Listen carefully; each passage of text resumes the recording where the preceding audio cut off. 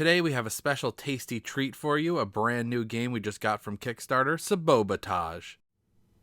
Sabobatage is a pretty simple game. The concept behind it is you are a boba shop owner and you are trying to be the best one in town by completing a set number of drink sets based on the number of players. What makes up a completed drink set and how do you do it? Well, I'll get into that right now. Each completed drink set has to have, with the exception of one special type of drink, which I'll get into in a minute, a base, which is either your green tea or black tea. It has to have a flavor, which is either passion fruit, milk, honey lemon, or peach. And it has to have a topping, which is red bean, lychee jelly, pudding, taro, that's into the special drink I'll get into in a minute, aloe, or boba. The only exception to this completed drink formula is if you play a taro and a milk, that counts as a completed drink on its own without having a base. Your table consists of 7 stations. Those are the places you are able to place your ingredients. So these do not have to be placed down in a specific order. You do not have to start with the base. You can start with your flavor. You can start with your topping. As long as when you line them up, they are completing a drink in the long run. So say you'd place them like this. This is how they're supposed to look. And you want to make sure that you have all of the cards visible. So when things are played later on, you can kind of see which are in each stack. Oh, honey lemon can't go with milk. But milk can go with red bean. And then that could be followed with a black tea. So like these two here are completed drinks. And you have up to 7 stations to play these cards in. And you have to complete a certain number of those out of those stations based on the number of players, as we said earlier. A typical turn consists of your draw phase and your action phase. On your draw phase, you normally would draw 2 cards, but if you have 2 or more completed drink sets on the board already, you draw an additional card. Oh, got all action cards. We'll get into those in a second. And then your action phase. Your action phase consists of you playing up to 3 cards. And those cards could be any of your ingredient cards, your bases, or it could be any of your action cards. And I will get into a little bit more specifics on the action cards in one moment. So playing ingredient cards.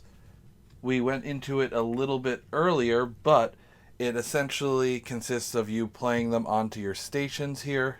You cannot play ingredients that are like doubled up ingredients, so you wouldn't be able to play 2 toppings onto one station. But when you do play those cards, you have to look because they have an effect on the bottom of them. So like when you play this one, this aloe card, this one when played would cause you to draw a card. And oh, this is actually a good one. Let's touch on this one real quick. This is a wild ingredient. This can be played as any ingredient outside of a special ingredient, so it cannot replace something like the taro card. But it can be played in place of any ingredient in your drink. So if you have a tea here and you need a topping and a flavor, you can play it as your flavor, you could play it as your topping, you could play it as your base. So that wild ingredient card is really good to have. Now let's get into action cards. Action cards are going to be cards that you play on either your own stations or your opponent's stations in order to interfere or bolster your ability to win. So this is a custom loyalty card. This is one that will negate an action card played by another player. This is a straw card. This will protect a completed drink. This one has to be a completed one. You have ones like this. Choose a player to skip their upcoming turn. Choose a player. They choose an incomplete drink set on their table to discard. So there's a lot of ones. This one steals tea cards. This one, you play this card, draw 2 cards. So there's a lot of stuff here. This one gets rid of a milk. This one is kind of like the straw card, but you can play it on a completed or a non-completed drink. And it will, instead of something happening to that station, this one will get discarded instead. So it protects it for 1 card. This one allows you to steal a card. Health Inspector allows you to choose one type, and then all of those get removed. So like if you choose, say, on this, choose one type of topping or flavor. So like if you say milk and your opponent has a bunch of milks, all those milks will get discarded. This is the big one. This is the Sabobatage card, which destroys a total of 5 ingredient cards on the table from one or more players. All 5 cards must be declared before a player can play any counter cards. So this one's a big one. This one can really mess you up because you can get rid of like an entire completed drink and then 2 ingredients of another drink, or if somebody has one of the special ones that's the milk and the taro, you can get rid of a completed drink plus that one. So this one can really kind of wreck somebody's game if it gets played. And that's Sabotage. Now that you know how to play the game, I'm going to meet you back up top and I'm going to discuss my final thoughts.